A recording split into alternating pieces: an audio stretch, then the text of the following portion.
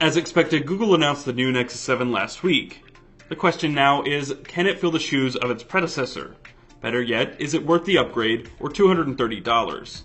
I'm Taylor Martin, this is Pocket Now, and this is our full review of the new Nexus 7.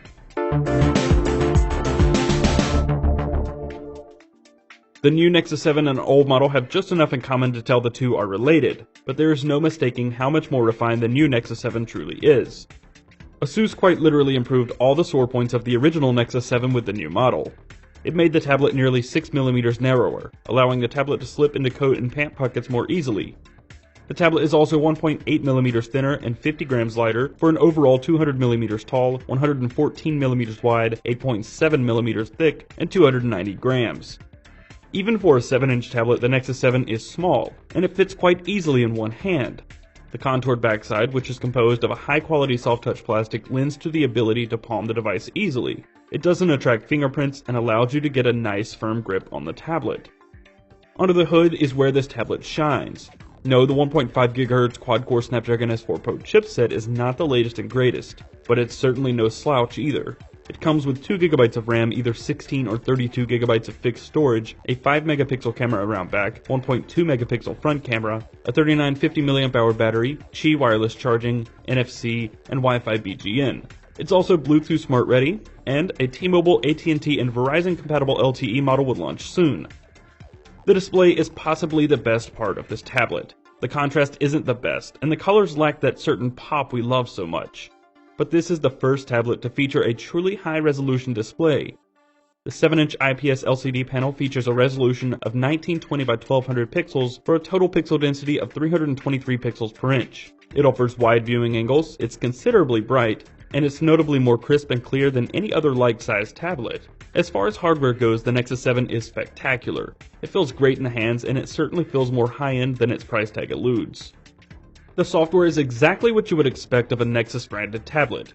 It ships with the latest version of Android, version 4.3, and will always be among the first devices to receive over-the-air updates. We've gone over Android 4.3 a few times now, so we won't bore you with too many details. This version has all the things we've come to expect of recent versions of Android. Daydream mode, lock screen widgets, multi-user support, separated pull-down menus for quick toggles and notifications, and a gesture-based keyboard.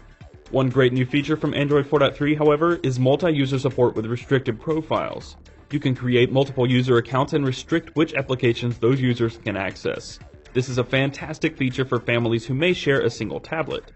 As far as the app situation goes, we're happy to see that the things are improving for Android tablets.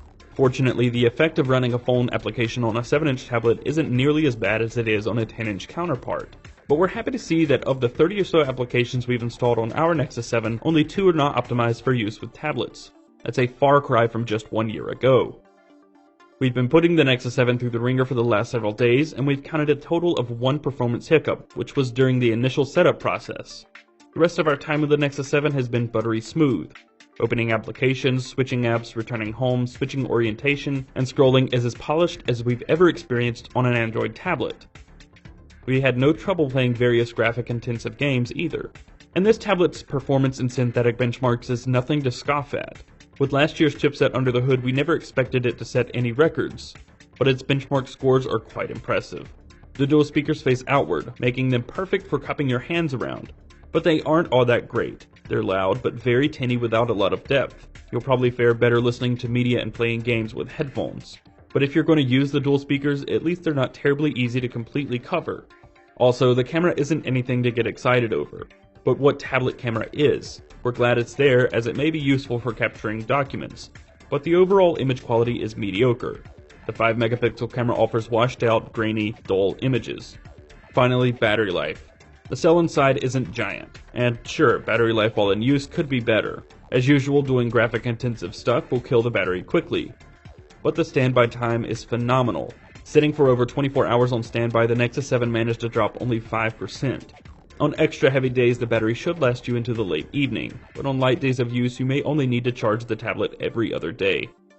Add all of this up, and we're quite pleased. We'll venture to say that Google and ASUS have created one of the very best Android tablets ever.